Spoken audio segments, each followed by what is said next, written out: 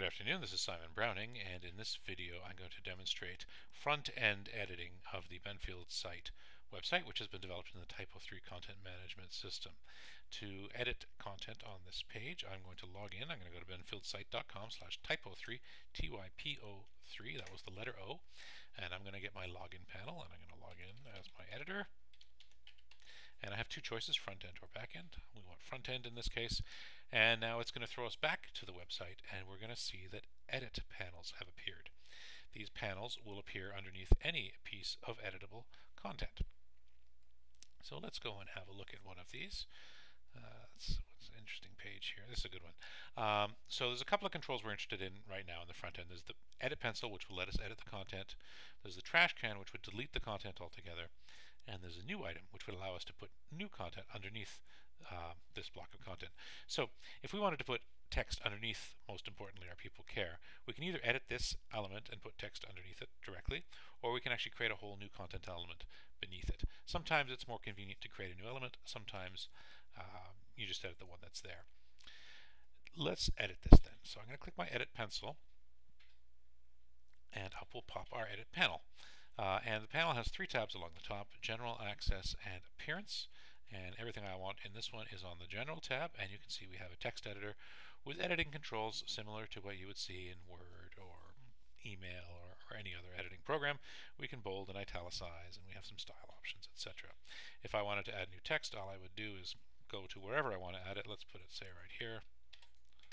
Here is some new text, and then I'll save it. Now we have a few save controls at the top of the screen here. They look like floppy disks. The first one is a disk on its own. That's for saving.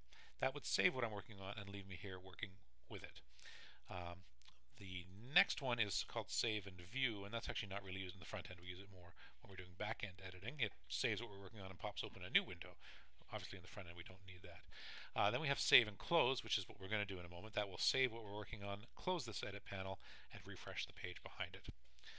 Then we have Save and New, which saves what we're working on and then creates a new element, sometimes used. It depends on the circumstances. We have a trash can, which will delete it altogether. And we have an undo button that will undo the last save change, which we can see there was done 1 day ago. So I added some text. Let's make some of it bold.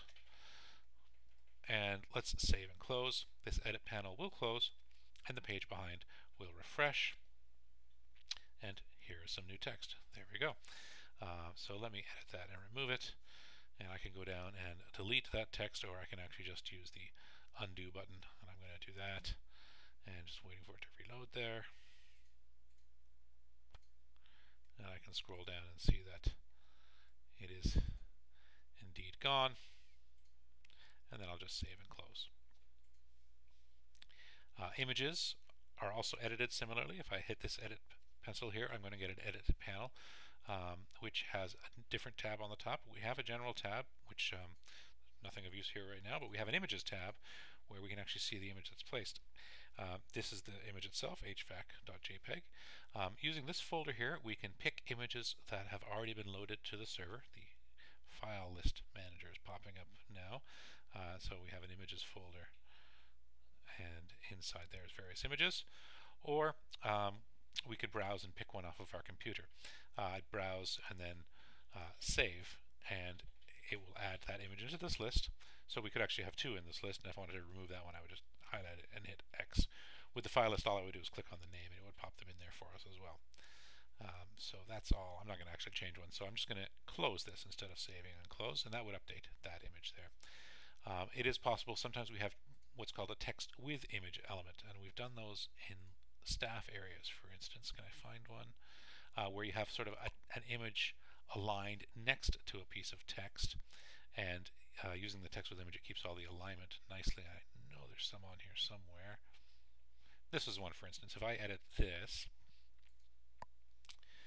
you can see that we have now on our general tab the text box where the text is, and on the images tab we have the image, and on this appearance tab we have how it should be aligned. So the picture is set to be in text to the right, and it's also, we fixed the width here to be 80 pixels, and with a little bit of margin on top.